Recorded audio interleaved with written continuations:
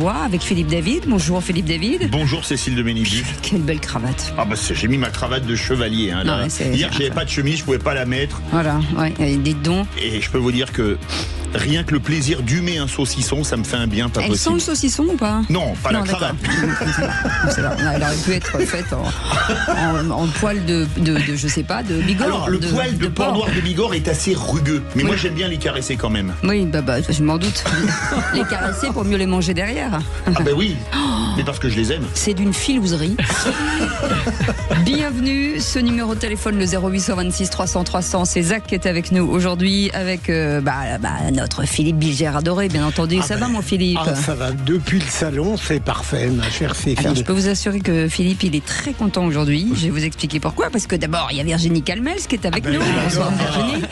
Présidente fondatrice de Futurae, École supérieure des technologies de demain et présidente de Croissance Plus. Bonsoir Virginie. Bonsoir. Merci d'être là. Et puis il y a Catherine Evrard, il n'y a que des filles autour de lui. Qui est avec nous. Bonsoir Catherine, ça va? Très bien. Eh bien, Catherine, célèbre chasseuse de tête et fondatrice du cabinet parisien de recrutement CIE Consultant. Quand vous avez dit il n'y a que des filles avec lui, je me suis pas senti visé. Vous savez quoi, pendant cette émission, allez chercher votre côté féminin, Philippe. Vous prendrez que ça prendra du temps. Ça va, ça prendra du temps. Bon allez, je suis non-binaire. C'est Mais ça. il manque quelque chose, ma chère Cécile. On ne peut pas picorer, piocher comme au salon. Ah, c'est ça, ouais, c'est ça. Tout ça parce que Catherine Evrard gentiment nous a apporté des macarons et nous n'avons plus le droit de manger dans ce studio. Oui, non. Ouais. Appelez-moi la Qu'a-t-on le droit de direction. faire, Appelez-moi Patrick Roger tout de suite. Qu'a-t-on le droit de faire Alors que sur le stand de l'Aubrac, Philippe Bilger, on peut dire c'est nourri. J'en ai abusé. Ah oui. Ah oui. On va voir si exceptionnellement, chère Catherine, on peut avoir une dérogation pour ce vendredi. Je ne sais pas. Vendredi soir peut-être. Je vais envoyer un mail, voir je sais pas, On s'engage à ramasser les recommandé. miettes. Un recommandé. Voilà, c'est ça. Bref, au sommaire de cette émission aujourd'hui, dans un discours pour les municipales de Lyon, Jean-Luc Mélenchon a accusé les médias traditionnels. Le chef des Insoumis a également rappelé que la jeune garde était les frères de LFI. Et on vous pose cette question, estimez-vous que la France insoumise peut faire toutes les outrances en toute impunité? Eh bien vous dites oui à 50% et donc non à 50%. Vous voulez réagir, c'est très partagé. Le 0826 300 300. Et puis la question du soir à 18h30, un nouveau cap réglementaire s'impose désormais. À compter du 1er mars, les entreprises de plus de 1000 salariés devront compter au moins 30 femmes au sein de leur gouvernance. Et on vous pose cette question, imposer des quotas de femmes dans les plus hautes instances en entreprise, eh bien vous dites à 47% que c'est inutile, plutôt qu'utile et discriminant. Vous voulez réagir, le 0826 300 300, et aujourd'hui les Vrais-Voix ont un quota de 60% de femmes. Voilà, c'est ça. Et totalement naturellement. Et puis 0826 300 300, tout de suite, allez, le grand débat du jour. Ce jeudi 26 février, Jean-Luc Mélenchon est venu apporter son soutien au candidat LFI à la mairie de Lyon. On me dit il était jeune, vous croyez que je ne le sais pas? Mais 23 ans, c'est un adulte. Jamais il n'a dit lui, je ne suis personne. Jamais il n'a dit ça. Il disait je suis un militant. Il allait aux manifestations néo-nazis. La police savait. La police était présente. La police avait une équipe et ils n'ont rien fait. Alors qu'on ne vienne pas nous dire que nous avons une responsabilité morale à nous. Le tranquille service d'ordre des Insoumis. J'ai entendu les propos qu'a tenus Jean-Luc Mélenchon hier soir dans un meeting. D'abord, je veux dire, ce sont des propos abjects. Les masques doivent tomber. Voilà, on ne joue pas avec des mots comme ça. Les vraies voix Sud Radio. Vous connaissez ce numéro de téléphone, le 0826 300 300. Et Luc est avec nous d'Antibes. Bonsoir Luc, bienvenue sur Sud Radio. À la question du jour, estimez-vous que la France insoumise a le droit de toutes les outrances en toute impunité? Pour l'instant, vous êtes en 50-50 sur cette réponse. Quelle est la vôtre, Luc? Disons que moi, je vais essayer de dire quelque chose de neutre. Quand vous voulez dire quelque chose, quand vous êtes un homme politique, vous essayez de parler à la totalité d'un pays. Donc à partir du moment où vous vous adressez qu'à une minorité de ce pays, comment voulez-vous que vous ayez une voix apaisante?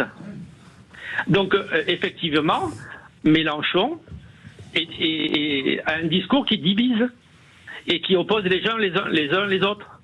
Et c'est pour ça que vous avez ce sondage avec 50% oui, c'est 50% non.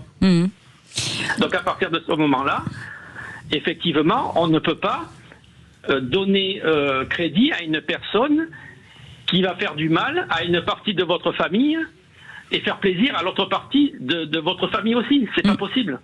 Luc, vous restez avec nous. Baptiste va vous répondre au 0826 300 300. Bienvenue, Baptiste. Bienvenue. Bonjour. Bienvenue sur Sud Radio. Quel est votre avis sur cette question du jour ? En fait, j'ai pas compris ce que vient de dire l'auditeur précédent. Je sais pas ce que je dois répondre en fait. En fait, il dit que quand on est, quand on veut aller, j'imagine au plus gros haut niveau de l'État, il faut parler à tout le monde et non pas seulement à ses électeurs. Ah, d'accord. Eh ben, je suis pas d'accord. Voilà, je suis pas d'accord. Je m'en doutais un peu quand même. Non, mais j'ai très peu de répartie parce que je sais pas quoi répondre à un truc aussi évident que ça. Je vais prendre un exemple volontairement exagéré. Je pense que M. Bolloré, M. Zemmour, M. Arnaud n'ont rien à faire de ce que peut bien proposer Jean-Luc Mélenchon pour ce pays et que Jean-Luc Mélenchon va pas s'adresser à eux et ça me semble normal. Non, mais eux ne veulent pas être président de la République, ce qui est le cas de Mélenchon. Quand on veut être président de la République, forcément, on s'adresse normalement à tous les Français. C'est ce que veut dire Luc. Y compris avec les néo-nazis qui ont défilé ce week-end ? Alors là, on est sur de façon tout à fait transparente. On est sur un sujet. On avait deux épineux. envoyés spéciaux qu'on a eu d'ailleurs dans Les Vraies Voix font parler la France, notamment parce que je le rappelle, Lyon Capital et Sud Radio font partie du même groupe qui est Fiducial Média. Ils avaient deux envoyés spéciaux.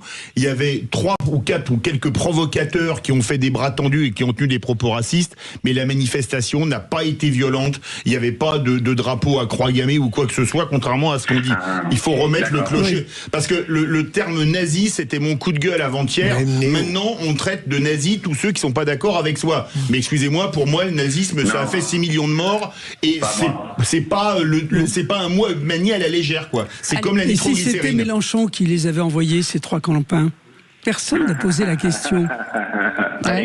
Moi, à sa place, c'est ce que j'aurais fait. Là, c'est vraiment ridicule. Bonne soirée, Cécile. Je suis vraiment désolé. D'habitude, je prends plaisir à discuter avec vous, mais là, en fait, c'est pas possible. Prétendre que Jean-Luc Mélenchon a envoyé des gens foutre la merde en manif et que vous la laissiez dire, je sais pas qui est cette personne. Baptiste, j'ai pas dit, j'ai dit si, je suis pas sûr du tout. Baptiste, une très bonne soirée. Baptiste, bon, allez, 0826 300 300, il rappellera dans quelques instants.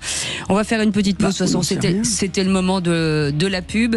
Vous restez avec nous si vous voulez bien entendu débattre avec nos vraies voix. On est ensemble jusqu'à 19h.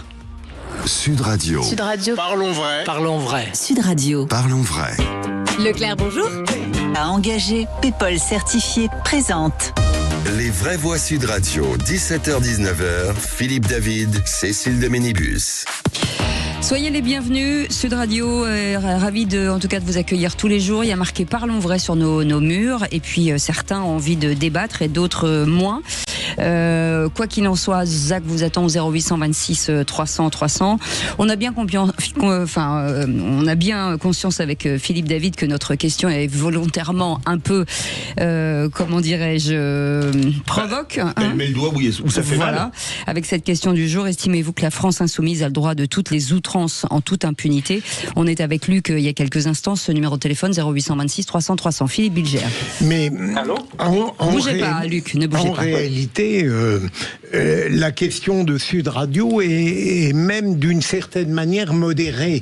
Je ne dirais pas que LFI a droit à toutes les outrances. Je crois qu'LFI les recherche avec la certitude absolue qu'il n'y aura pas une révolte médiatique et politique à la hauteur des outrances qu'ils vont mettre en œuvre, qu'ils ont commencé à mettre en œuvre et qu'ils vont continuer à proférer de plus belle jusqu'à la campagne présidentielle. Oui. Donc, ça n'est pas très original de dire que c'est une stratégie de leur part, on le répète sans arrêt, une stratégie de conflictualisation qui fait que rien d'excessif ne leur fait peur, au contraire, ils ont la certitude d'une sorte d'impunité et ils vont en abuser. Donc il est évident qu'ils sont à l'heure actuelle dans un climat qui leur est paradoxalement très favorable. L'impunité, ils l'ont, hein, parce que personne se met en colère. Ils sont du côté du bien et de la morale. Ouais. Donc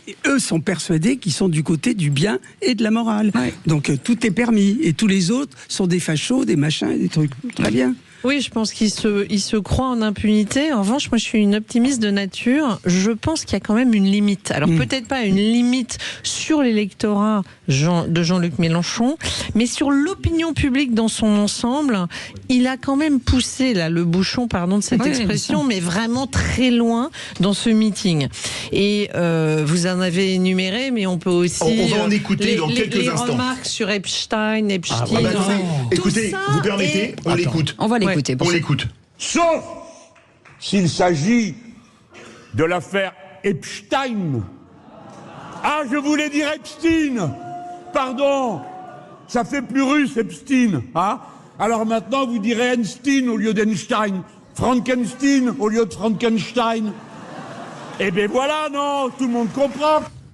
Non mais vous voyez là, je pense quand même. Là, on a dépassé une limite quand même. Il a dépassé des limites. Bon, il y avait déjà beaucoup d'outrance, hein, c'est pas nouveau. Mais là, on a vraiment l'impression, au-delà du fait que, moi j'aime bien la politique et je dois reconnaître que je trouvais Jean-Luc Mélenchon cultivé, plutôt un grand tribun, même si ce n'est pas du tout mes idées. Tribun. Moi, je considérais qu'on avait sur la classe politique. En tout cas, moi, j'ai pris parfois, je vais l'avouer, au micro de Sud Radio, du plaisir même à l'écouter dans certains débats. Là, excusez-moi, mais il a franchi des limites où c'est même plus audible. C'est-à-dire que les extraits, j'ai pas regardé la totalité du meeting, mais les extraits que j'en ai entendus, mais c'est insupportable en fait. C'est-à-dire que tout devient, même lui-même, moi je ne le reconnais pas. C'est-à-dire j'ai l'impression d'un homme qui a passé un cap dans son propre comportement. On a l'impression qu'il n'a plus aucune limite. Et limite, moi, ça me fait peur. Vous voyez, donc j'espère que il y a de l'impunité, mais jusqu'à une certaine limite. C'est-à-dire, j'espère que quand même les Français ne vont pas être dupes de la dangerosité de tels propos. C'est grave. 50-50, ça fait un peu peur quand même, quand on écoute vos chiffres. Alors moi, je pense une chose, et Philippe Bilger risque de ne pas être d'accord avec moi, quand on pose la question en toute impunité, quand on voit que Rima Hassan, pour les propos qu'elle a tenus, a des tonnes de plaintes, enfin beaucoup de plaintes, qui la suivent. Vous les avez vues, instruites, mises en examen, machin truc. J'ai l'impression que les parquets sont parfois un peu plus glissants pour certains partis que pour d'autres, en ce qui concerne la mise en examen. Mais rappelons quand même une petite chose. Parce que, contrairement à ce qu'ils disent, il a quand même un lien avec LFI, c'est Raphaël Arnaud, condamné à 4 mois de prison avec sursis pour violence volontaire. Vous savez le cadeau que lui a fait la justice? Pas d'inscription au casier judiciaire.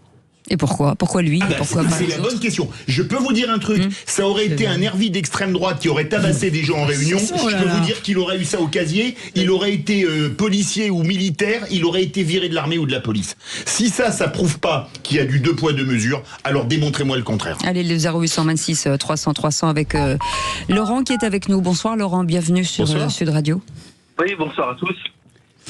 Vous avez la parole Laurent. Pour moi, Mélenchon, il prépare 2027. Il sait qu'il ne va pas être élu. Et par contre, il va bordéliser. Même s'il n'y a pas 50% des Français qui sont prêts à aller à la confrontation, ça va être le bordel. Et il va faire exactement la même chose qu'il a fait dans l'Assemblée nationale. Et ces militants, ils sont déjà au taquet. Regardez Baptiste, vous êtes ou bête parce que vous comprenez pas ce qu'il dit, ou vous êtes un néo-fasciste parce que vous avez manifesté pour un gamin qui s'est fait tuer, qui n'avait pas le droit. C'est vrai, alors Baptiste, on l'a régulièrement en ligne, et là, je pense qu'il est plus Europe Écologie Les Verts avec une petite tendance LFI, mais c'est vrai que c'est là qu'on se rend compte finalement qu'on ne peut plus du tout discuter et on ne peut plus du tout débattre surtout. Mais surtout, allez-y Philippe, allez-y. Ce qu'il y a d'intéressant dans ce que dit notre ami à l'instant là, il a raison. Je me demande si au fond Jean-Luc Mélenchon n'a pas abandonné le rêve rêve d'atteindre le pouvoir de manière classique, traditionnelle, républicaine, démocratique. Et si en réalité, il n'a pas l'intention de subvertir tellement le climat national pour qu'à un certain moment, cette révolution dont il continue à rêver puisse être possible, parce qu'elle accoucherait alors profondément après un désordre inimaginable que les pouvoirs classiques ne parviendraient pas à apaiser. Ouais, mais chauffer les gens à blanc, et à un moment donné, ça devient très dangereux. Ma chère Cécile, attendons de voir ce qui se passera en 2027 et comment ces forces de subversion accueilleront, par exemple, une élection qui ne leur conviendra pas. Allez, Robert est avec nous de Nîmes au 0826 300 300. Bonsoir Robert. Bonsoir Robert. Oui, bonsoir. On a l'impression, alors que c'est pas le cas bien sûr, je vous accuse pas de ça, mais que vous découvrez le cadet Mélenchon. Mais il a toujours été comme ça, c'est quelqu'un qui est imbu de sa personne, il a un ego démesuré qui existe, malheureusement, et c'est un véritable gourou ce type, et c'est tout. Mais donc là, il est en train de se rendre compte qu'il a 74 ans, je crois, quelque chose comme ça. Absolument, que pour lui, il est en 51. Ah, il en a 51. Il aura 75 ans le 19 août. Voilà. C'est maintenant ou jamais. Hein. Donc exactement, il se rend compte que c'est... Mais c'est foutu maintenant, il est en train de se rendre compte. Donc maintenant, il est en panique complète, c'est-à-dire que tout est bon. Et ce que disait tout à l'heure Monsieur Bilger, mais jusqu'aux prochaines présidentielles, on aura droit à tous ces excès. Et malheureusement, moi, ce dont j'ai peur, c'est qu'il y ait à nouveau des mômes qui laissent leur vie sur le trottoir, malheureusement. Et c'est ça qui est grave. Et comme vous voyez l'auditeur avant, des néo-nazis, les pauvres nénettes, elles étaient 8 à tenir une banderole. Où sont les néo-nazis? Ils savent pas ce que c'est, mais qui sortent de leur tous les gens un peu, qu'ils aillent voyager un peu ailleurs, ils verront ce que c'est que des régimes totalitaires. Moi, j'étais en Chine il y a pas longtemps.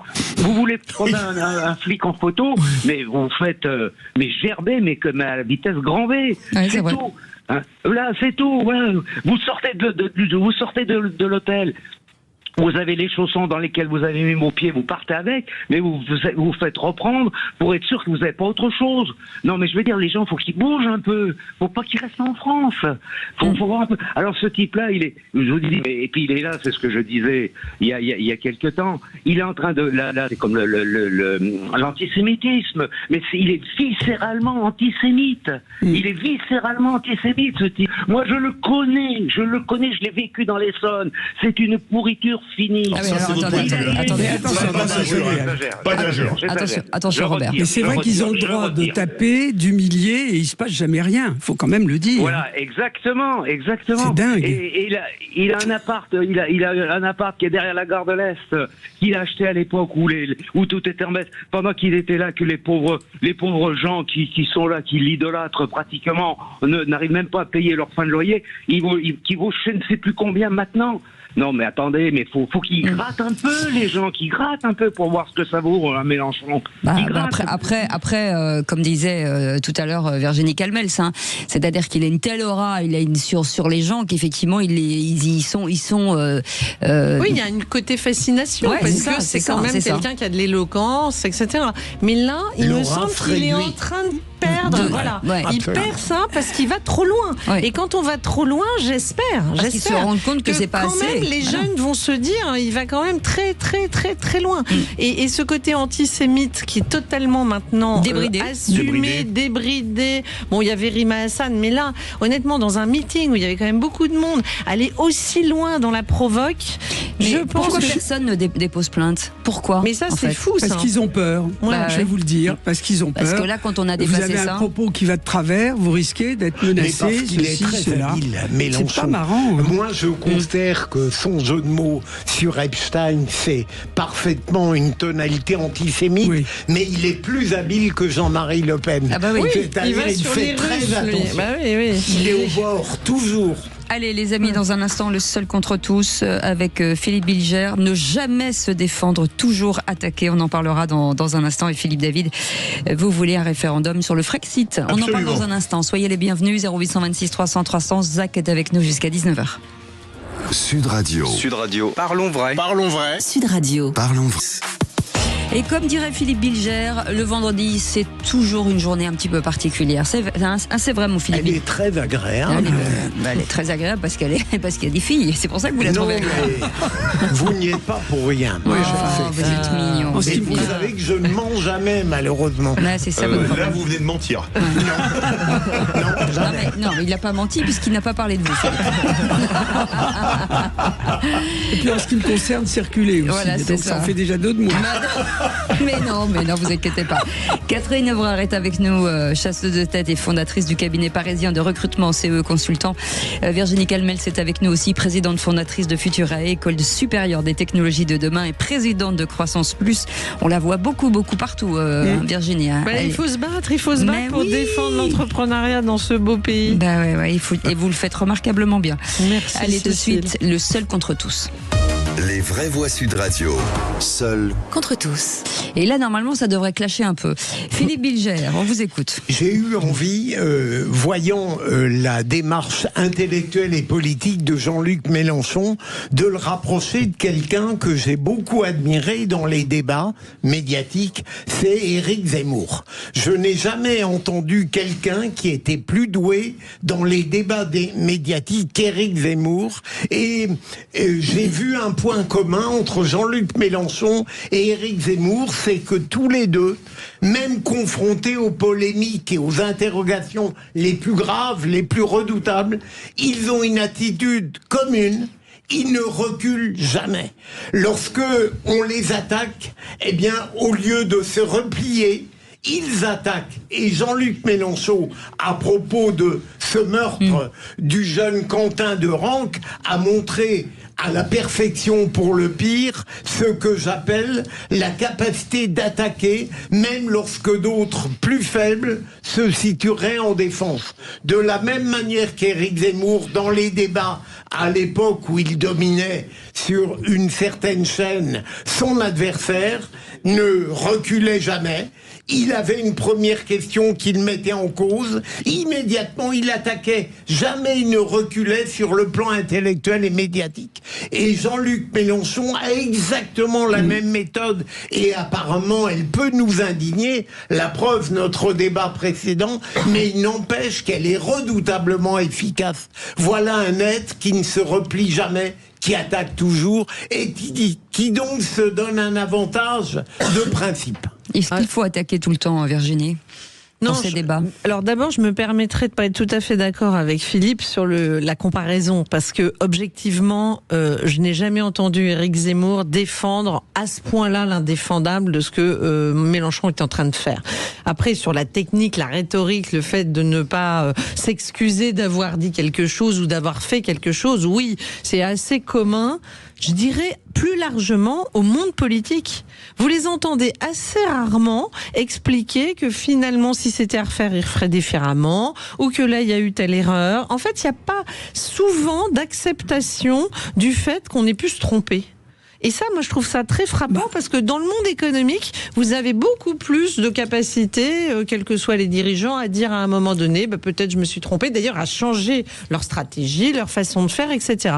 Je trouve que dans le monde politique en général, il y a effectivement la fameuse phrase, la meilleure défense étant l'attaque. On commence d'abord par attaquer et surtout, il me semble que c'est une culture de l'anti-mea culpa. Et du coup, quand vous avez parfois... Jamais un curé m'a dit ça. Parfois, quand vous avez un homme politique qui reconnaît une erreur, en général, il marque beaucoup de points parce que l'opinion publique se dit tiens, il a l'humilité déjà, et surtout reconnaître une erreur, c'est se dire qu'il ne va pas la reproduire. C'est pour ça que ce côté tout le temps, je veux dire, d'être en contre-attaque permanente sans jamais se remettre en cause, ça fait peur en fait, parce qu'on se dit mais bon sang, il y a que ceux qui font rien, qui font pas d'erreur. Mais s'ils pouvaient de temps en temps reconnaître une erreur, du coup, on pourrait à nouveau leur faire confiance à l'avenir. Donc moi, je pense que c'est une très mauvaise stratégie. Mais en même temps, ma chère Virginie, un mot là-dessus. Je parle dans le débat lui-même ou la controverse, c'est celui qui a cette attitude qui domine. Et Catherine Evrard. Moi, je suis assez d'accord avec ma camarade. Virginie.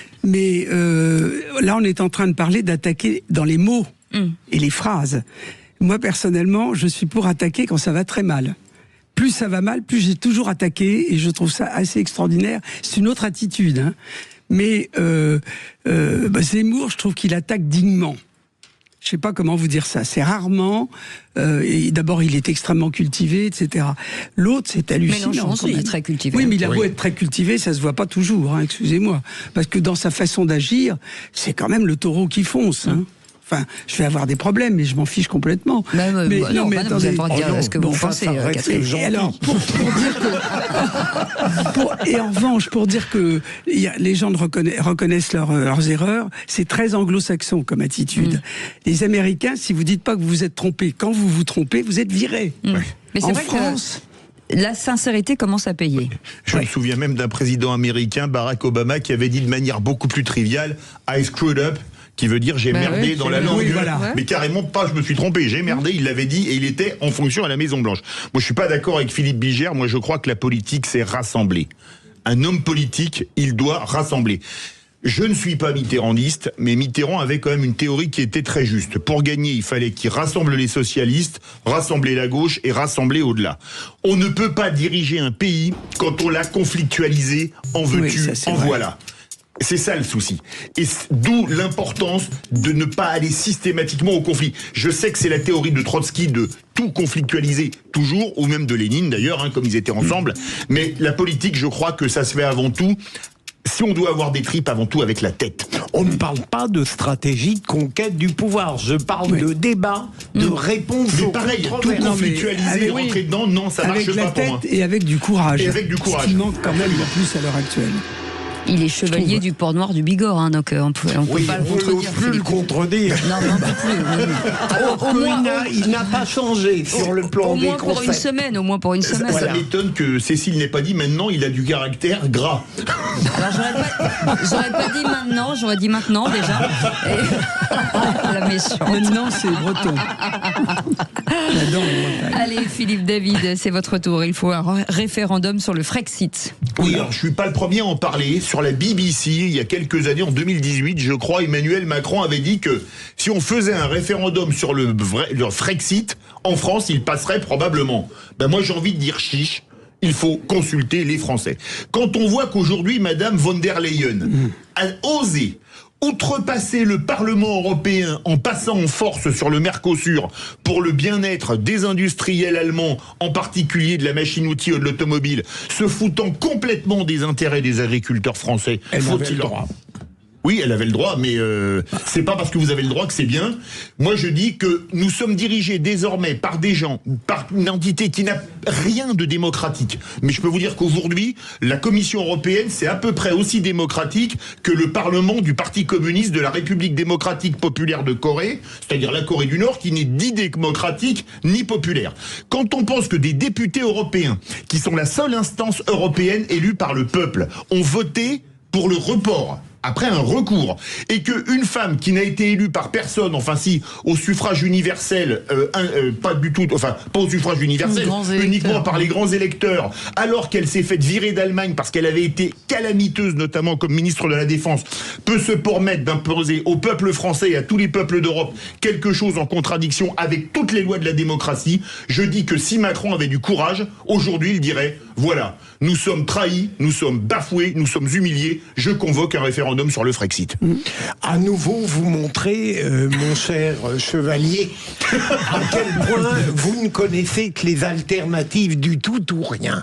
Venons de vous, ça ne manque pas de sel. En réalité, le Frexit serait une solution extrême qui aujourd'hui n'aurait aucun sens. Moi, je préfère attendre qu'un pouvoir en 2027 ait enfin le courage, la capacité, l'intelligence de ne plus sacrifier les intérêts français au sein de l'Union européenne, et je suis persuadé qu'on peut le faire si on trouve une personnalité. Il faudra évidemment l'identifier, on peut avoir quelques idées, qui choisirait une solution moyenne avant d'aller vers l'extrémité du Frexit. Je suis d'accord avec Philippe Bilger. L'enfer est pavé de bonnes intentions. Je comprends bien pourquoi Philippe David nous parle de Frexit, mais c'est vrai que ça paraît un peu extrême.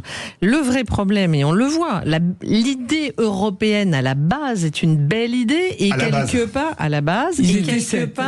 elle nous permettait à l'époque de d'avoir une puissance face, n'oublions pas que sinon on est des nains, et les Français tout particulièrement, dans un océan de très grande puissance, les États-Unis, la Chine, la Russie. Bon.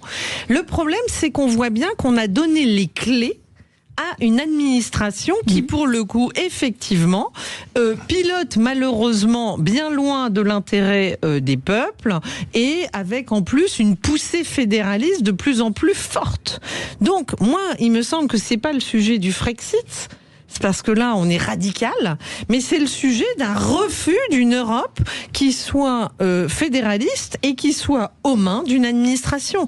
Voilà, donc pour rejoindre ce qu'a dit Philippe Bilger, il me semble que, comme diraient les latins, in medio stat virtus. Ni oui, ni non. Pas la peine d'aller si loin, c'est-à-dire jusqu'au Frexit. En revanche, un référendum pour que profondément on pèse différemment dans nos liens avec l'Europe, oui, ça a du sens, il me semble. Oui, mais pas le Frexit. Le Frexit, je pense que c'est un peu un épouvantail, ou en tout cas, moi j'aurais peur que le mal soit pire. Voilà. Oui, mais peut-on le faire ? Question. Peut-on aujourd'hui se dire, nous Français, voilà, on arrête, on veut protéger notre agriculture, notre défense, etc. Il y a 27 personnes en face. 27 pays. Est-ce qu'on peut... Il y a des pays qui ont réussi à sauvegarder dans certains domaines leurs intérêts. L'énergie, les Espagnols ont réussi, c'est nous qui bêtement appliquons. Si nous avons demain, en 2027, un homme ou une femme pour anticiper sur le sujet qui va suivre, eh bien, on peut éventuellement être persuadé qu'il y a une possibilité d'action, comme le dit Virginie. Non mais moi je crois une chose, c'est qu'aujourd'hui, un président de la République française ne décide pratiquement plus de rien. S'il y a un vrai pouvoir qu'il a, et on espère tous qu'il l'utilisera jamais. Si, le 80 km/h.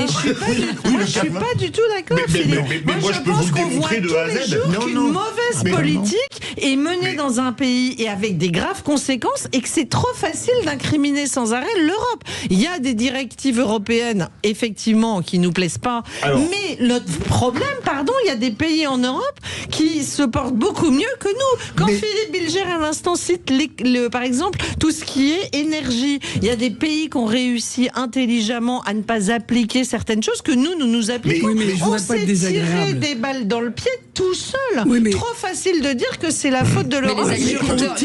Ont-ils en France la même mentalité que les Portugais ou les Espagnols? Sommes-nous? Moi, j'adore ce pays, mais les Français sont des râleurs, sont toujours contre tout.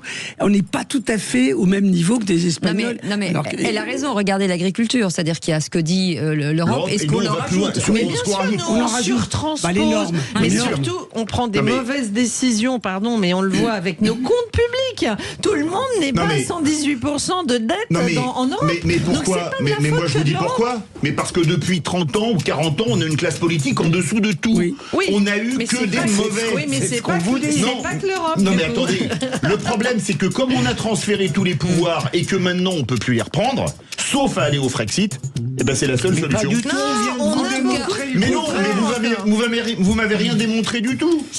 La baisse de la dépense publique, c'est un sujet français. Le problème de notre éducation qui part en vrille, le problème de la santé, etc., c'est français, c'est pas européen. Allez, malheureusement. On n'a pas le temps, mais là j'avais d'autres contre-exemples, c'est pas grave. Vous avez eu 6 minutes quand même, c'est pas mal. Mais en revanche, c'est une belle transition, puisque dans un instant, on reviendra sur Ursula von der Leyen, qui a annoncé aujourd'hui que l'Union européenne allait appliquer de façon provisoire l'accord commercial avec les pays du Mercosur. Vous allez pouvoir vous engueuler encore une fois.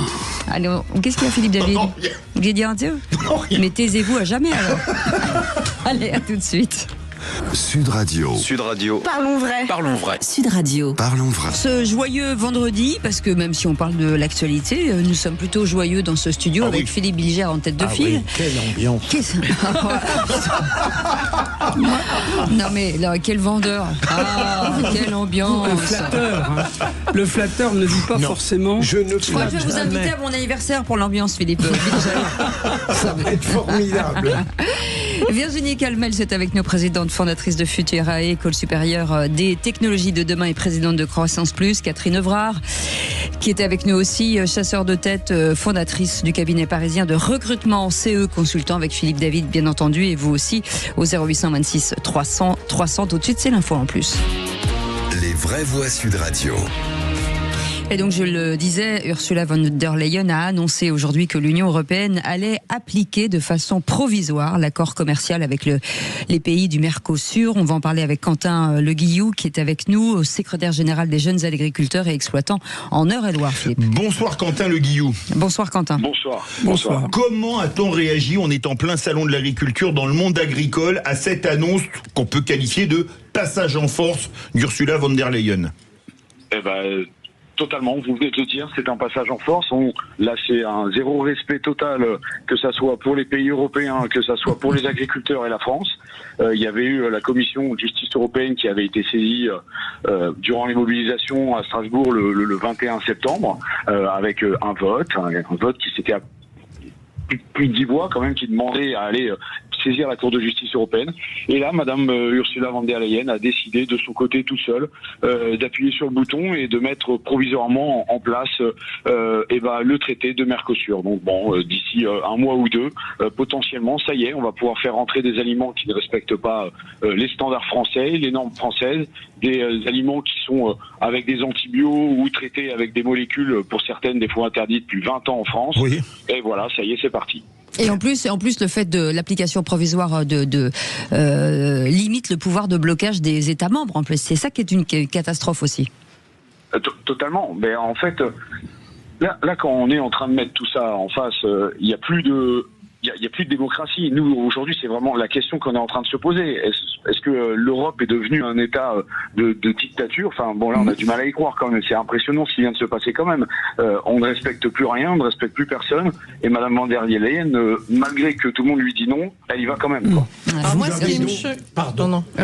Moi, ce qui me choque derrière tout ça, c'est la faiblesse de la France, en fait, que nous découvrons vraiment de façon évidente. Et la fausse colère de Macron. À un moment donné, voilà, la fausse colère, les postures, soi-disant, on allait soi-disant obtenir quoi que ce soit.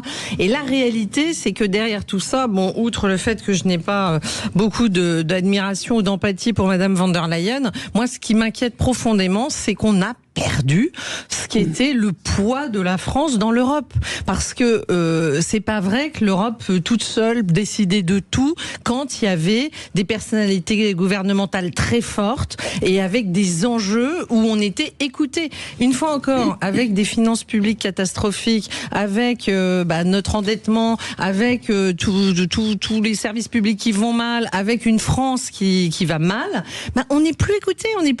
Je pense qu'on est quantité négligeable, et c'est ça le plus grave, parce que les intérêts des agriculteurs peuvent parfois ne pas être les mêmes que les intérêts d'autres qui vont profiter d'un accord de libre-échange, mais ce n'est pas que ça le sujet, c'est que la France n'est même plus que les agriculteurs qui sont piétinés, c'est la France qui est piétinée au niveau européen. Non, mais surtout qu'Emmanuel Macron n'a pas toujours été très net dans son opposition au traité, c'est le moins qu'on puisse dire.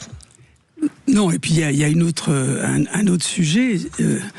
Je ne sais plus ce que je voulais dire, mais ça va revenir. Mais ça va revenir. Non. Mais c'est que quand par hasard on pourrait avoir gain de cause sur quelque chose vis-à-vis de l'Europe, on rajoute des normes, parce qu'il faut bien faire travailler, enfin si j'osais, un peu de monde, et on rajoute plein de normes qui fait qu'on ne peut plus rien faire. On est bloqué. Quentin, est-ce que ça va avoir de nouveau un impact? Est-ce que ça veut dire que certains agriculteurs qui se posaient la question vont dire à un moment donné, vous savez quoi, on abandonne, on change de métier, on fait autre chose? Mais peut-être pas, j'espère pas en attendant d'en arriver aussi loin. Malheureusement, en fait, c'est quand, depuis 3 ans maintenant, l'agriculture en France, en pleine crise, qu'on est en train de voir qu'on a des produits qui sont totalement en concurrence entre les pays européens, avec à l'international, qu'on a un enjeu quand même géopolitique actuellement qui est très fort, avec les États-Unis qui aujourd'hui est capable du jour au lendemain de changer ses montants de taxes, les Chinois et les Russes qui sont en pleine guerre commerciale aussi, ou qui nous taxent aujourd'hui nos denrées, et nous dans le milieu de tout ça, l'Union européenne n'est même pas capable de s'entendre pour essayer de faire quelque chose de propre.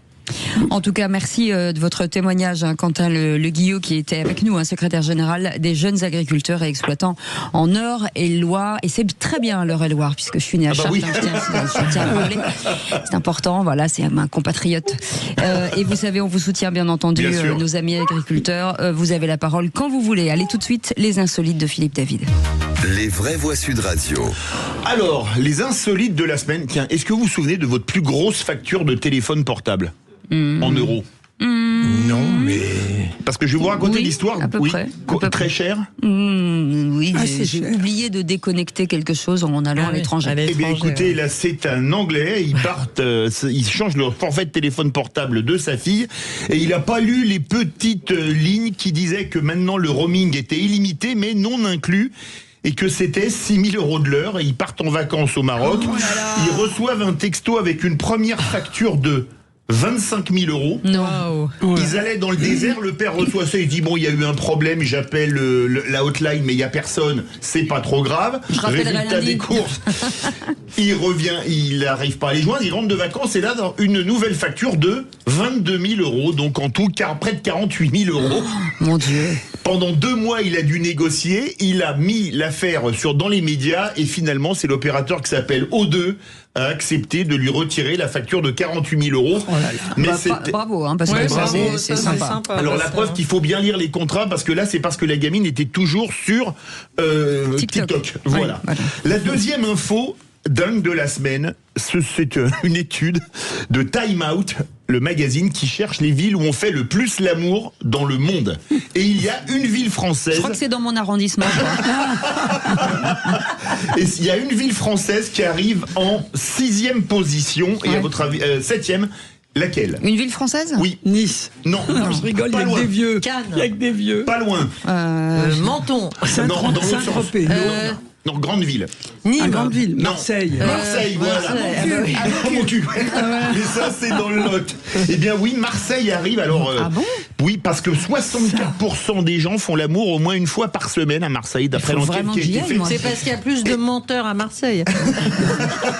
Et les deux villes où on fait le plus l'amour au monde, ex aequo. Alors, il y en a une, c'est grand mais petit, c'est Macao, en Chine. Et l'autre, alors là, surprise, c'est Cracovie.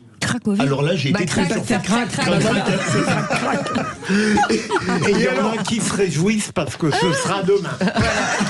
Quand je dirigeais Actuel, on avait fait une étude quand même sur les meilleurs lovers. Alors ça, c'est autre chose, mais c'était assez marrant. Et là, les Français arrivaient en tête. Non, pas du tout. Très mauvais. Très mauvais. Qui arrivait en De mémoire, c'était les Autrichiens. Et on a essayé de savoir pourquoi, mais c'est parce qu'ils étaient partout dans les stations de sport d'hiver et qu'il y avait une période de l'année où ça n'arrêtait pas. De tous les côtés. Alors, attendez. Ils sont très beaux, les Autrichiens. Non, c'est surtout... Je suis en train d'acheter un billet pour l'Autriche.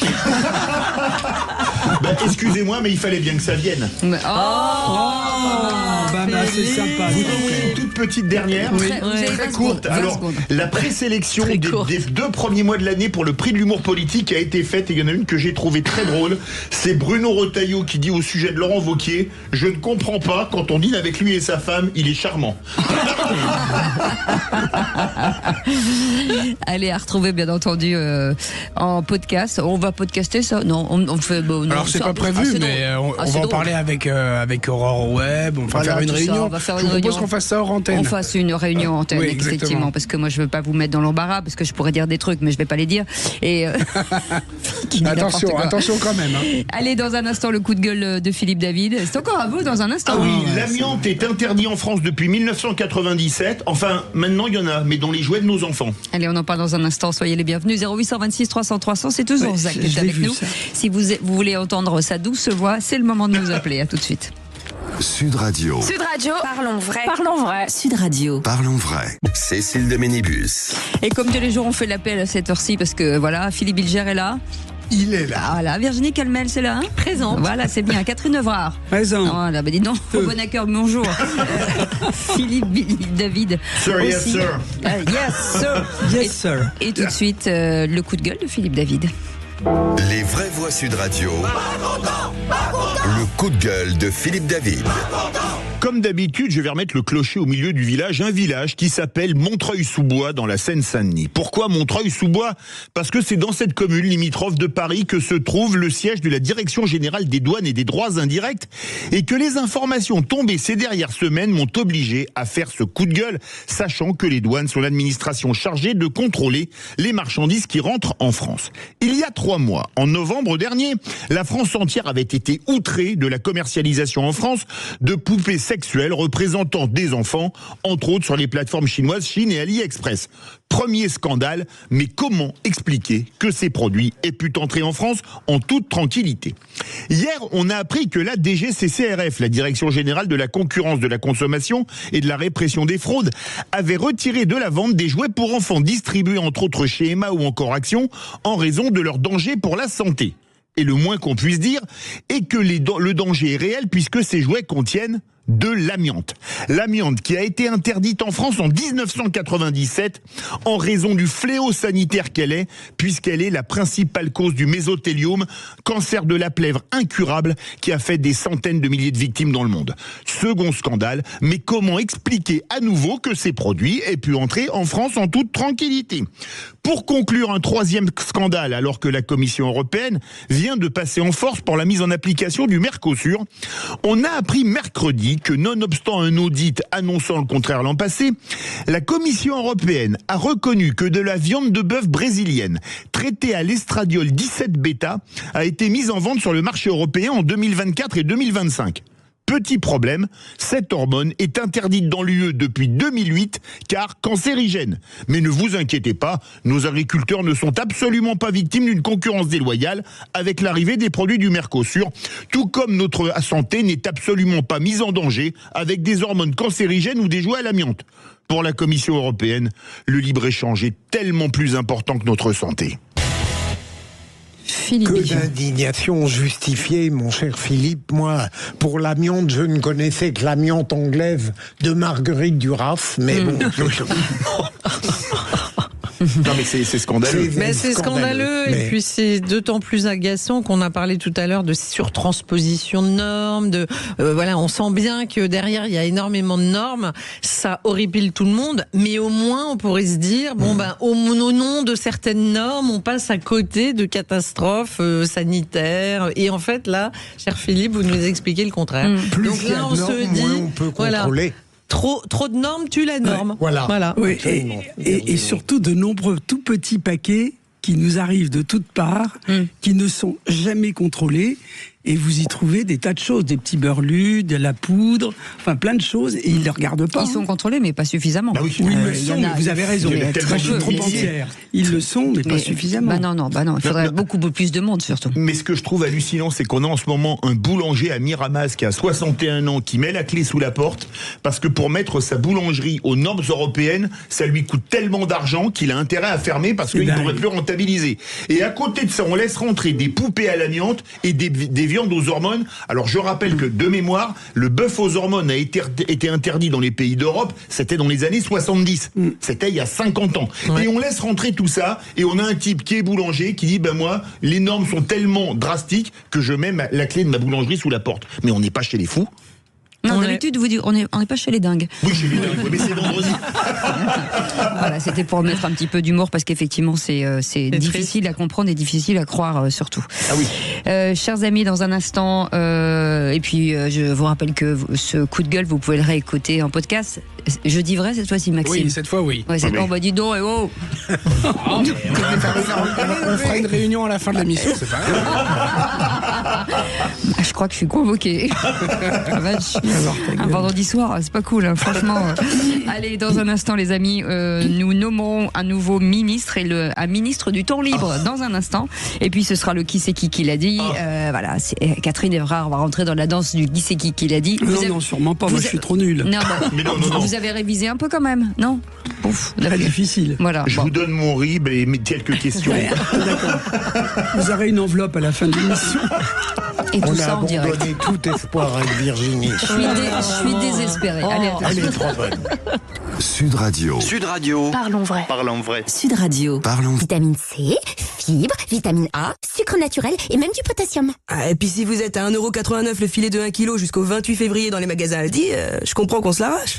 À ce prix-là, nos produits peuvent se la raconter. Aldi, la meilleure qualité à prix discount. Variété Nadorcote, origine Espagne ou Maroc, info sur aldi.fr. Vosfactures.fr, logiciel de facturation en ligne, procédure PDP, PA engagé, PayPal certifié, présente. Les vraies voix Sud Radio, 17h-19h, Philippe David, Cécile de Ménibus. Et il y a toujours quelqu'un autour de cette table pour commenter l'actualité. C'est ce qui nous fait plaisir. C'est le principe des vraies voix avec Philippe David, Philippe Bilger autour de cette table, Virginie Calmels, Catherine Evrard. Et si vous voulez en faire partie, on vous l'a déjà dit, vous appelez le 0826 300 300. C'est par la voie du téléphone, bien entendu. Mais vous pouvez aussi être autour de cette table et on sera ravis de vous accueillir. Allez tout de suite. Et si vous étiez ministre? Les vraies voix Sud Radio, si j'étais ministre. Qu'est-ce que je vais devenir? Je suis ministre, je ne sais rien faire. C'est tellement drôle. Si vous étiez ministre, et si vous étiez ministre du temps libre, c'est Johan qui est avec nous de Malmort. Bonsoir Johan. Johan ou Johan? Johan. Monsieur le ministre, bienvenue sur Sud Radio et merci pour cette première interview. On a envie de comprendre et de savoir quelles sera, selon vous, les premières mesures à mettre en place si vous étiez ministre. Eh bien, je favoriserai toutes les activités, que ce soit physiques ou autres, qui permettent l'apaisement individuel. Comme des cours de yoga, comme des cours de méditation, ce genre de choses-là. Mmh. Ça, en obligation ou... Ouais, en obligation. Il faut que... je trouve qu'on est dans un climat qui est sociétal, qui est relativement tendu. Ouais. Les gens ont besoin un peu de se retrouver un peu, de réapprendre un petit peu à prendre un peu du recul sur les choses, à rester calme. Je pense que ça ferait pas de mal en tout cas. Ouais, c'est pas mal. Hein, Vous n'auriez pas eu envie d'institutionnaliser la paresse pour un ministre du temps libre à la rigueur? Philippe Bilger se prend pour Sandrine Rousseau. Mais vous savez, c'est assez marrant. J'écoutais l'interview d'un PDG d'une grosse société qui pensait qu'avoir un agenda rempli, c'était bien. Et quand il avait montré à un autre patron d'une grande boîte, je ne sais plus les noms, excusez-moi. C'est Alexandre Bompard avec François Pinault. Ouais. Bravo, c'est ça, je crois que c'est tout à fait ça. Carrefour et Kering.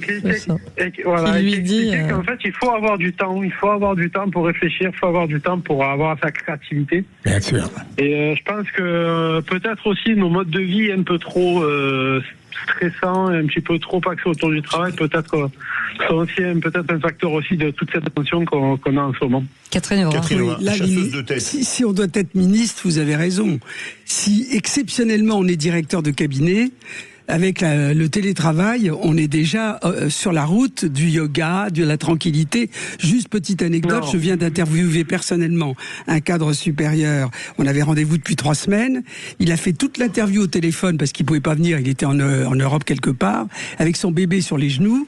Pendant 1h15, et dès que le petit couinet, il lui mettait la main devant, et évidemment, il répondait à côté des questions parce qu'il s'occupait plus du petit que des questions. Et c'est un cas, mais ça interroge quand même. Il était vraiment supérieur. Si je peux me permettre, moi je trouve cette proposition formidable. Je pense qu'on a un vrai sujet de santé mentale et on a un problème de déconnexion aussi avec les écrans. Et donc, tout ce qui est méditation, yoga, enfin moi je vois chez Futurae dans l'école que j'ai créée où il y a évidemment beaucoup parce qu'il y a de la création, il y a de l'IA, donc il y a beaucoup d'écrans quand même, du jeu vidéo, de l'animation 3D, tout ça. Il faut absolument, et notamment nos jeunes, qu'ils apprennent, et pas que, il a tout à fait raison, notre auditeur, mais qu'ils apprennent à prendre du recul, de la méditation, du yoga, des choses en fait pour apaiser. La santé mentale aujourd'hui est un immense sujet, un sujet carrément de société. Et quand vous voyez l'agressivité des gens, ça se voit au volant, ça se voit partout. Moi, je trouve que c'est une bonne mesure. Oui, mais il faut surtout leur réapprendre à être en groupe et à savoir prendre un téléphone et parler aux gens. Parce que le yoga, on recommence à s'intérioriser, à vider le cerveau, ceci, cela. Moi, si j'étais ministre demain, du temps libre, je ferai des surbooms à longueur de temps, j'inviterai la terre entière partout par petits groupes, mais je vous le dis, je ferai un coup à boire, et je leur dirai uniquement aimez-vous les uns les autres et discutons, parce qu'il y a un vrai sujet de discussion à l'heure actuelle, plus personne ne veut discuter. Là où vous avez raison, Catherine, c'est qu'on est par communauté en fait, c'est-à-dire qu'avant et la seule chose qui nous réunit c'est le direct et les grands matchs et le sport, hein. Mais sinon c'est en communauté, mais dans le métro la foule solitaire, hein. Chacun avec son petit truc. Vraiment, je voudrais poser une question. Les mains dans les poches des autres. Je voudrais poser une question à Monsieur le Ministre. Attention. Monsieur le Ministre, vous avez parlé du yoga pour le temps libre. Est-ce qu'il ne faudrait pas faire une campagne de massage pendant les vraies voix? Parce que ça nous détendrait si on nous faisait un massage crânien. Le yoga, on vous demande de vider le cerveau. Moi, j'y arrive pas. Allez-y. Avec tous les sujets avec lesquels vous jonglez, ouais, je pense que ça vous ferait pas de mal non plus. On va pas. Soyez agréable. Non, mais c'est vrai que Virginie, vous avez raison. Moi, le week-end, il n'y a pas de portable, il n'y a pas de télé, il n'y a pas de. Voilà, il faut une déconnexion totale, sinon on devient de fou. Il y a un vrai sujet autour de ce que disait Virginie. Alors, je peux en parler en conséquence. Moi, je suis cadre dans l'informatique, donc les écrans, je les ai à longueur de journée. Mais effectivement, à titre personnel, et c'est quelque chose que j'encourage auprès de mes équipes, c'est effectivement, le soir, quand je rentre à la maison, je pose le téléphone déjà pour être avec ma famille, pour être pleinement en écoute avec eux. Mais aussi, moi, pour me vider le cerveau, quoi. Pendant 1 heure ou 2, je coupe le téléphone, je coupe la télé, il y a vraiment 0 écran, et quand viennent les week-ends, effectivement, c'est pareil, on réduit. Alors, mon activité professionnelle aide parce que j'ai tellement d'écrans qu'effectivement, quand je peux ne plus les regarder, ça me va bien. Mais c'est aussi quelque chose, effectivement, que j'ai remarqué, notamment aussi, tout à l'heure, vous parliez d'école, il m'arrive également de donner des cours à des jeunes ingénieurs. Ah oui, voilà, c'est vraiment quelque chose c'est quelque chose qui est vraiment problématique, et qu'ils sont de longue derrière un écran. Quoi. Surtout, Monsieur le Ministre, derrière, il y a plein de gens qui se disent pourquoi je n'arrive pas à dormir. On vous explique. C'est bien connu. Hein. Ouais, ça cogite. Merci beaucoup, Monsieur le Ministre. En tout cas, voilà, vous nous inviterez bien entendu au ministère. C'est où le ministère du temps libre? Nous sommes très libres tous. On fera des cours de sieste. Avec crapuleuse ou pas? Non, je plaisante. Non, mais ça va, c'est le week-end. Je parlais pas avec vous, Monsieur le Ministre, bien entendu. Vous êtes bien dans les vraies voix et pas avec Brigitte Lahaye. Il est bien 18h19 sur Sud Radio. Non, mais c'est le week-end. Cécile, je peux dire un mot? Un seul. Le Conseil d'État a validé le fait que LFI est à l'extrême gauche. Ah, ça vient de tomber. Et ben voilà, ça vient de tomber. Donc, ça je vais dire que parfois il y a de bonnes décisions. Oui, mais on continue à dire extrême droite aussi. Oui, mais ça, c'est pas grave. Ah bah si, moi je trouve ça très grave. Allez les amis, vous restez avec nous. Tout de suite, c'est le qui c'est qui l'a dit. Merci Monsieur le Ministre. Les vraies voix Sud Radio, le quiz de l'actu. Laissez un peu gagner les hommes, Virginie. Qui c'est qui l'a dit? Écoutez bien, je veux être un maire écolo.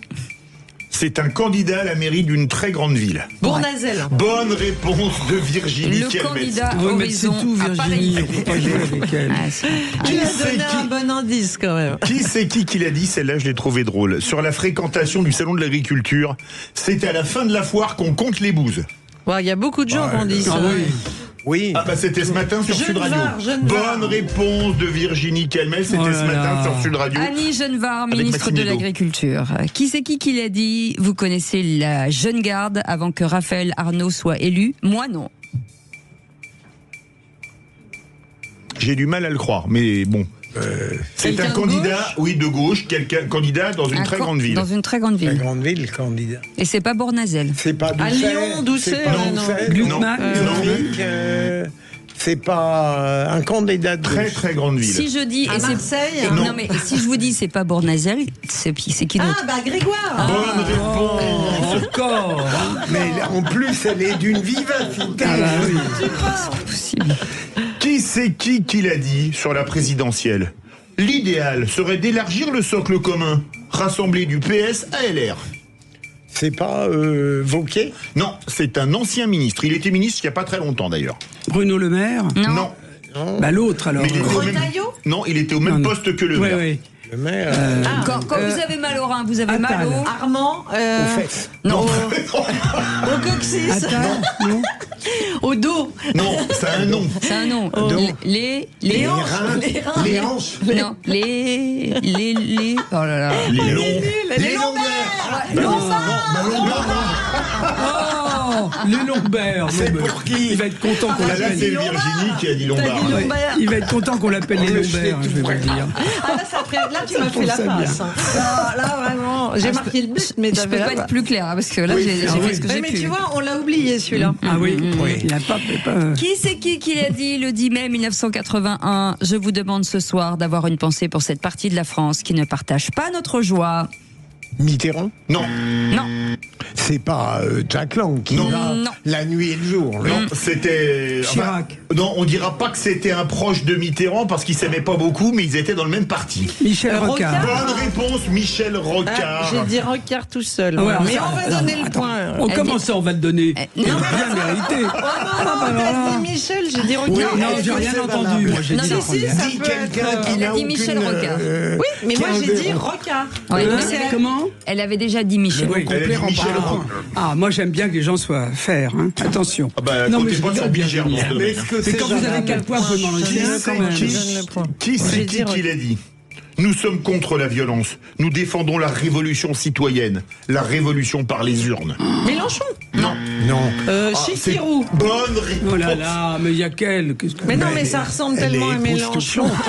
Elle est époustouflante. Mais non, mais franchement, ça ressemblait plus. C'était du Mélenchon dans le texte. C'est vrai. Donc, c'est sa femme. Qui c'est qui l'a dit? Je réalise plus que jamais combien le cinéma et les films nous offrent une respiration nécessaire. Ah ben c'est Camille Cotin ou non? Ou c'est... Mais c'était hier soir aussi. Le président de Non, c'est pas son Laverne. Son père et son oncle sont très très connus. Bedos, non. Non. Sur France 2, ils sont très très connus. Duhamel. Camille Cotin. Ouri. Ah non, dans le milieu des affaires pour l'un, de la télé pour l'autre.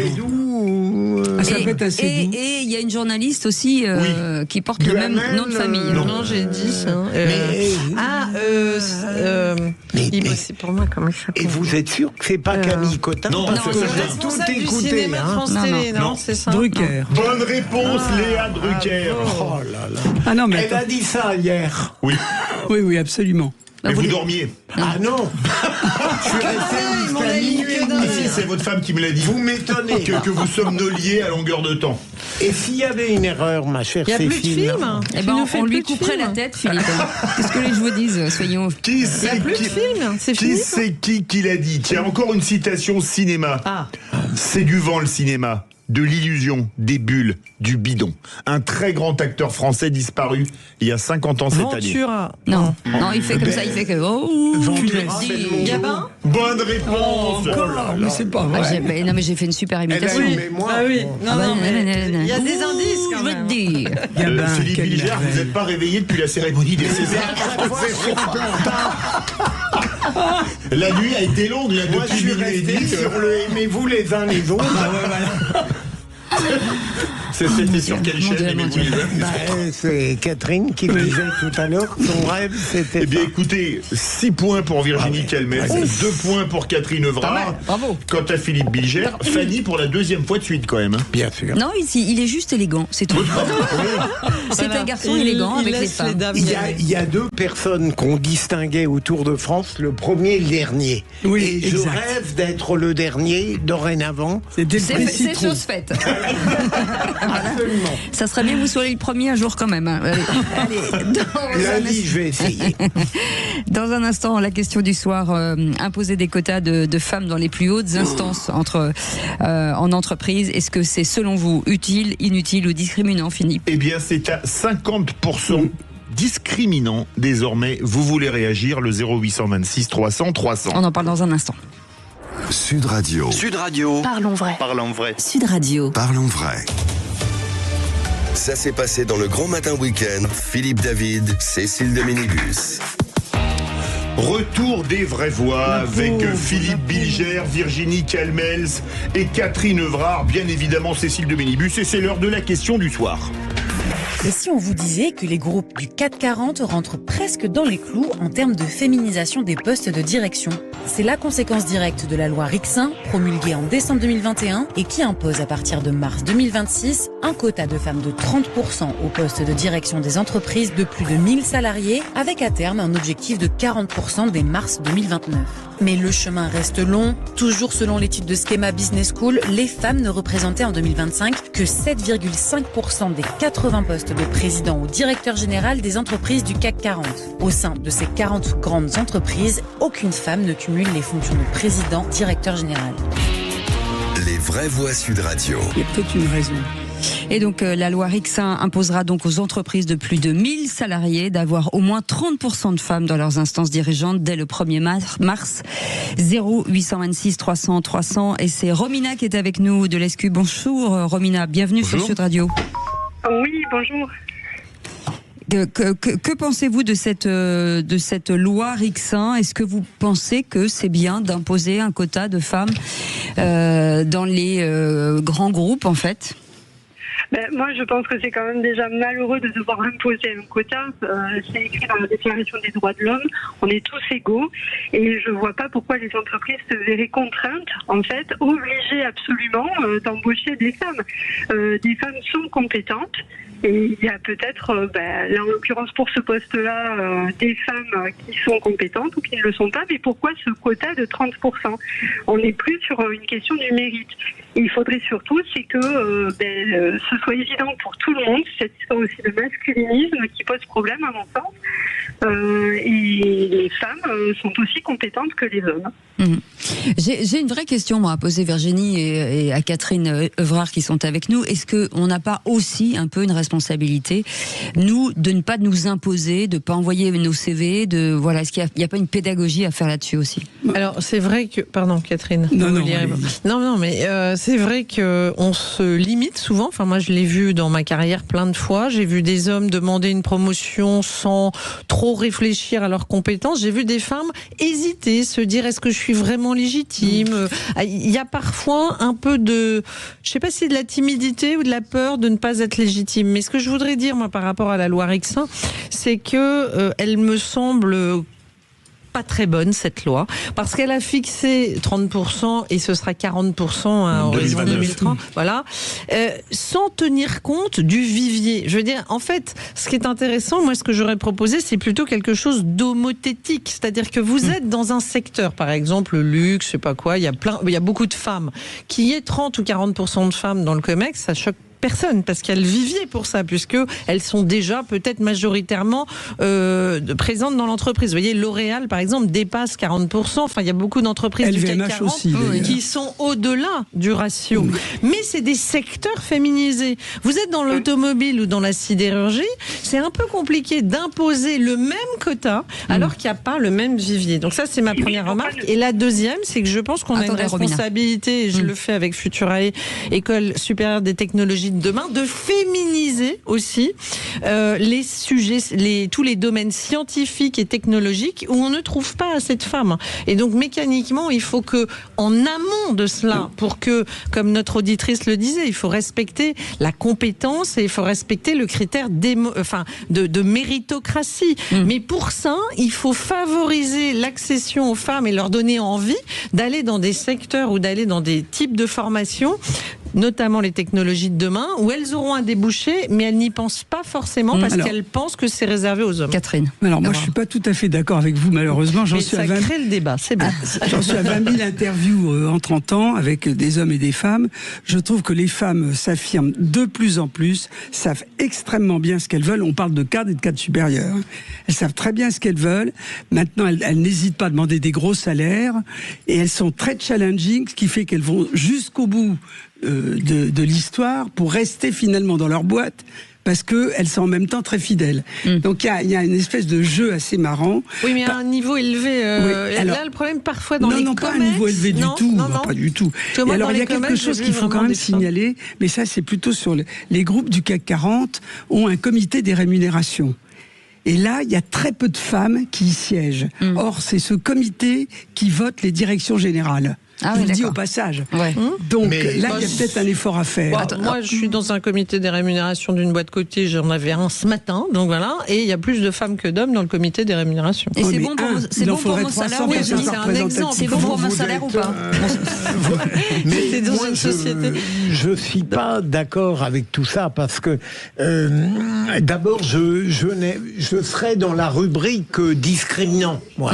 Je considère que c'est très humiliant pour les femmes que cette manière de prétendre régir par l'autorité de la loi des choses que le mouvement naturel de la société est en train d'imposer. Aujourd'hui, il n'y a plus que quelques obtus qui considèrent que les femmes n'ont pas leur place. Je pense même que dans certains domaines, il faudrait Elles plus prennent la place des hommes dans certains domaines, je le dis aussi. On donne la parole à Romina. Oui, pourquoi alors à ce moment-là ne pas imposer également un quota de 30% d'hommes dans les métiers du soin, par exemple? Oui, très bon, mais je serais incompétent. Ce serait logique. Non, mais le problème, c'est qu'il y a des métiers, et là je sors du CAC 40, où il n'y a que des hommes. Je vais prendre un exemple comme métier, le déménagement. C'est un métier, il y a des grosses boîtes de déménagement où il n'y a pratiquement que des hommes. Parce que c'est un métier où il faut avoir une solidité physique, etc. Oui, il y a de plus en plus de femmes maréchal ferrant aussi. Oui, absolument, c'est vrai. Mais il n'y a plus de chevaux, pratiquement. Non, mais c'est vrai que les quotas, c'est quelque chose qui peut paraître un peu dégradant, parce qu'on a l'impression, effectivement, qu'il faut quelque chose d'hyper coercitif, alors que le talent, la compétence peut être reconnue, et un bon chasseur de tête va proposer à des femmes. Ça évolue. C'est vrai que, alors moi, j'étais plutôt contre les quotas de femmes dans les conseils d'administration. C'est vrai qu'in fine, ça a plutôt rendu les conseils encore plus intéressants qu'avant. Mais la différence, c'est que vous ne disiez pas à un homme, tu laisses ta place à une femme, parce que les conseils se sont élargis avec des recrutements qui passent d'ailleurs par des chasseurs de tête pour mettre des femmes dans les conseils en plus. Là où c'est un peu plus pernicieux, c'est qu'on parle des comités exécutifs. Et là, du coup, vous pouvez avoir un homme qui a fait très très bien tout son parcours dans l'entreprise, et cette coercition avec ce quota peut rendre les choses un peu injustes, et c'est pour ça que je disais au moins une homothétie pourrait respecter le fait que c'est pas forcément 40% moi, dans une boîte où il y a 20%. Chaque fois qu'un grand patron me dit je préférais plutôt un homme ou plutôt une femme, c'est en off, j'ai chaque fois la même réponse: président, vous verrez des bons. On veut des bons par rapport à un poste précis, et pas un homme, une femme, ceci, cela. Moi, ça me rend malade. Allez, on retourne au 0826 300 300. Nicolas est avec nous de Senlis. Bonsoir Nicolas, bienvenue sur Sud Radio. Bonsoir. Bonsoir à tous. Bienvenue. Bonsoir Nicolas Aiguet. On vous écoute. Pour ce sujet, moi j'ai un avis. Bon, je vais endosser le rôle du méchant parce qu'il faut bien. On vit avec, voilà. On va passer pour le salaud, mais moi je trouve personnellement que c'est un crachat au visage de toutes les femmes. Personnellement, je trouve que je suis désolé, mais si on doit avoir une place quelque part, c'est au mérite, c'est à la compétence, c'est au travail. Et c'est pas juste en On est tous d'accord avec vous. Bon, les deux à être des méchants. Dites-moi, oui, la dictature est en marche. Non, mais il faut pas commencer à imposer des choses aux gens sous prétexte que il faut des femmes. Non, il en faut pas. Non, c'est pas il faut. Je suis désolé, mais si vous voulez une place en politique, vous vous présentez en politique. Moi, quand j'ai entendu la polémique, pareil, avec des impositions de quotas de femmes dans les listes électorales, c'est une folie furieuse. Et dans les entreprises du CAC 40, mais il n'y a rien qui empêche les femmes de monter des entreprises, de bosser dans des entreprises et de gagner leur place comme tout le monde. On est dans un monde assez libre pour ça. Je suis désolé, il n'y a pas de loi qui interdit aux femmes de bosser et de même se présenter en politique ou quoi aux caisses. On est tous égaux là-dessus. Faut bosser, faut prendre sa place comme tout le monde. Le monde, il est assez bas. En tout cas, c'était intéressant. Nicolas, c'était intéressant d'en parler et de mettre le sujet sur la table, parce que ça a fait quand même changer les mentalités. Et c'est vrai qu'il y a des grands groupes aujourd'hui qui ont montré la voie, donc derrière les petites entreprises. Et là où vous avez raison, c'est, je pense à toutes les PME, les petites ETI à 250 personnes aujourd'hui, c'est plus difficile. Et dans certains, et vous l'avez dit, dans certains milieux, ou en tout cas filière, c'est un peu compliqué, Philippe David. Philippe Bilger. Juste un mot, le problème n'est pas qu'il y ait des femmes ou des hommes au sein des conseils d'administration. Les femmes sont aussi frileuses que les hommes. Et elles ne changeront pas la nature même. C'est ça le problème. Mais c'est vrai. On en mettra davantage, mais elles ne seront pas meilleures ou plus courageuses que les hommes au sein des conseils d'administration. Allez, on retourne au Philippe, je ne comprends pas cette remarque. Allez, on retourne au parce que standard. quand les femmes au même niveau de compétence, quand les femmes sont bonnes, elles sont exceptionnelles, honnêtement. Et elles sont courageuses. Ouais, très courageuses. Bah oui, Philippe. Pas toutes. Vous allez voir, Philippe. Au sein des conseils. Je vais couper la lumière du studio, vous êtes le premier à crier. Ah, j'ai peur. Allez, 0826 300 300. Mais je ferai rien. Richard est avec nous de Toulouse. Bonsoir Richard. Bonsoir bienvenue. Richard. Oui, bonsoir à vous. C'est un sujet pour lequel j'ai eu à me poser la question. Moi, je travaille dans la technique, et puis j'ai regardé le plateau autour de moi, et j'ai dit à un collègue, il y a très peu de femmes, on sera jamais bon, nous, si un jour on nous impose un quota. Mais il y a une solution. J'ai dit, on tirera au sort celui-là qui changera de genre. Voilà, c'est ça. Et en fait, on prend plus de femmes de ménage. Très partant, mais je leur ai expliqué qu'ils pourraient toujours dire qu'ils sont lesbiennes et qu'ils aiment toujours les femmes et qui s'habillent en homme, et que si on leur reproche, ça serait discriminant. Ouais, c'est ça. Voilà. C'est peut-être une belle histoire pour une série ou pour quelque chose de ouais. C'est une vision non binaire. Ça touche un peu à l'absurdité quand même de nos systèmes. Voilà. Bah oui, je comprends. Vous avez 0 femmes dans vos équipes? Si, on a des femmes, mais peu. On en a peu. Oui, sur des fonctions support, j'imagine. Ouais, on est plutôt sur des fonctions industrielles en fait, support. Mais il y a une réflexion qui avait été faite par quelqu'un qui est très bien. Hein. C'était un ancien DG d'une boîte de marketing, hein, et qui avait dit simplement les femmes ont une ambition parce qu'on lui avait reproché que chez Saatchi il n'y avait pas assez de personnel féminin dans le board. Il a dit mais on a dépassé ça. Les femmes aujourd'hui ont une ambition plus circulaire que les hommes. Et là, il s'est fait pourrir, en fait. C'est quelque chose qu'il n'aurait jamais dû dire. Mais c'est un peu vrai. On peut réussir sa vie sans forcément tout investir dans la valeur travail. Et il y a de plus en plus d'hommes qui font ça. Ouais. Et c'est pour ça qu'il y a un rééquilibrage qui est en train de se faire. Mais je pense qu'il faut que nature se fasse. Je pense que voilà, notre en fait, il faut que la société se transforme à son rythme. Non, mais moi je suis désolé, mais par exemple, la loi sur la parité, j'étais plutôt contre, mais je pense qu'elle a eu de bons effets parce que ça a permis de beaucoup plus féminiser la politique. En revanche, c'est vrai qu'il y a un souci, c'est que c'est pas Virginie qui a fait de la politique qui va me dire le contraire. On met souvent les femmes dans les circos ingagnables, oui ou non? Oui, parce qu'elles sont plus courageuses et plus intelligentes. C'est un peu différent parce que la politique, c'est censé représenter la société. Oui. Donc, qu'on fasse un quota, comme on devrait, à mon avis, faire avec des chefs d'entreprise, que ce soit plus représentatif de la société, me choque moins. Là, on est sur de la compétence, on est sur de la promotion dans un COMEX. C'est pas le fait de vouloir représenter un genre plutôt qu'un autre, c'est simplement la compétence pour exercer le job.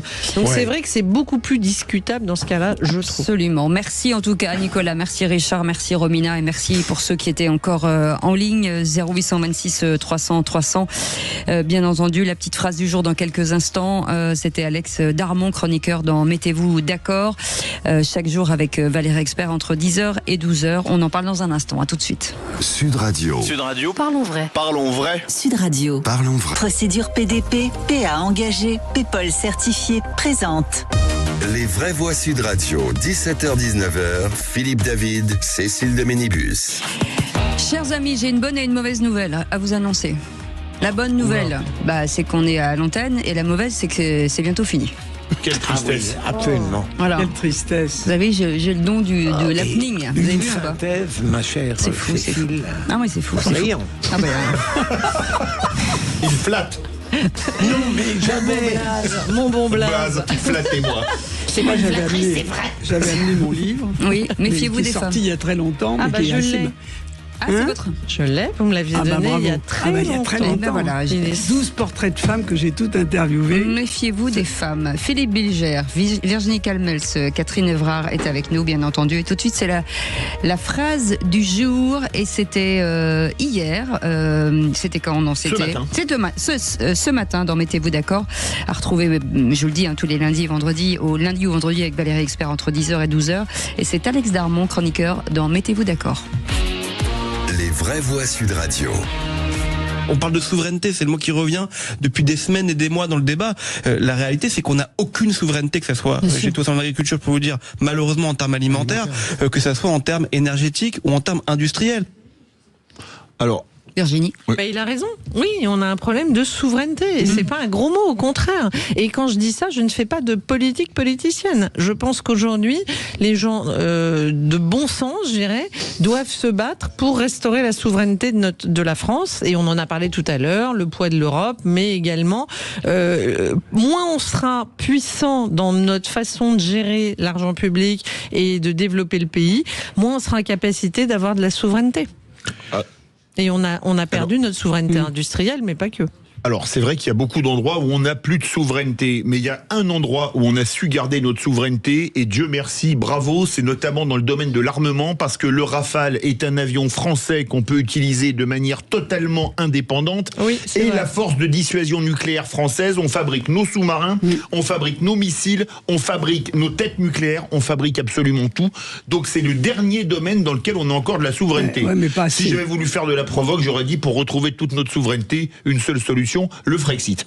Et même sur ce plateau, il y a des souverainetés qui existaient, qui sont battues en brèche de manière scandaleuse dans certains jeux ou dans certains débats. Franchement, le souverainisme n'existe pas sur ce plateau. La question, c'est il faudrait qu'on s'aime un peu plus, les Français. Je comprends pas ce qui se passe dans leur tête. Oui, mais il faudrait choisir, tout de même.